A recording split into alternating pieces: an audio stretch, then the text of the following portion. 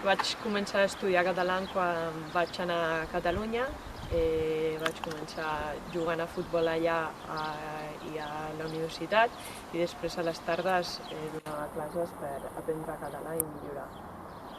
Allà a Catalunya hi ha possibilitat d'estudiar català a les escoles oficials o escoles privades. Jo vaig començar a estudiar al Consorci per a la Normalització Lingüística de manera gratuïta, i em sembla perfecte que aquí a Vera i a Bortziri hi ha la possibilitat de que l'any que ve estudiïn euskera de manera gratuïta i per millorar i aprendre aquesta llengua tan magnífica.